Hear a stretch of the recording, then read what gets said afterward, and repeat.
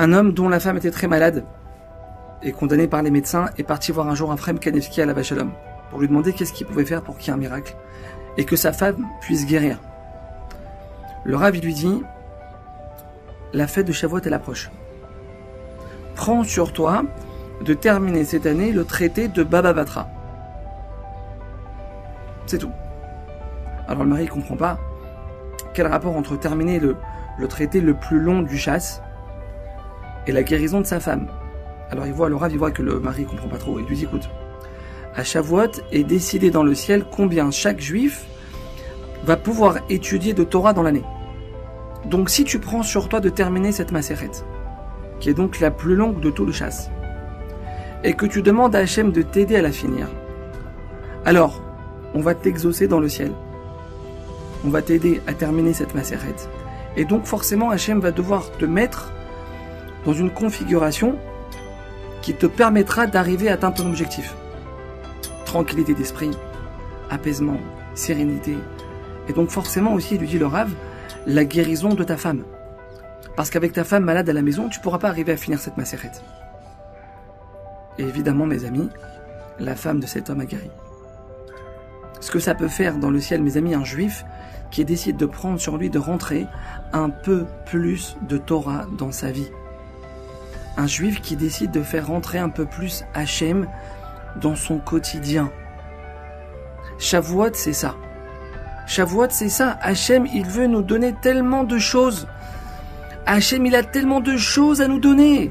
C'est son rêve, Hachem, de déverser sur nous les plus belles choses qu'on peut imaginer. Mais nous, on lui donne quoi? Nous, on lui donne quoi? Shavuot, c'est Matan Torah. Hachem, il te dit, je vais te donner ma Torah. Mon fils, tu me donnes quoi? Mon fils, ma fille, tu me donnes quoi?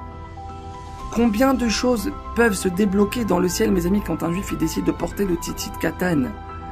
Tu prends sur toi avant Shavuot, je prends sur moi un jour en plus dans la semaine, titit katan.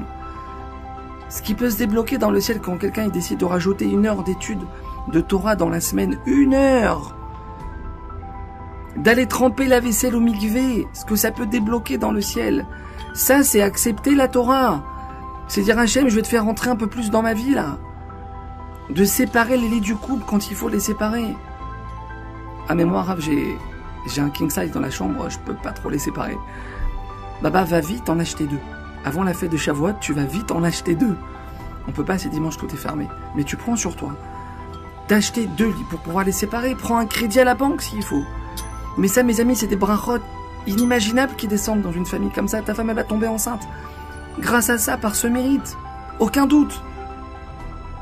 Mes amis, Shavuot, c'est laisser Hachem déverser sur nous les bénédictions, l'abondance qu'il veut déverser sur nous. En lui faisant un petit peu plus de place dans notre vie. En lui disant, Hachem, je vais l'apprendre cette Torah que tu vas me donner demain. Je vais la rentrer un peu plus dans ma vie, Hachem. Je vous souhaite à tous de passer des merveilleuses fêtes de Shavuot.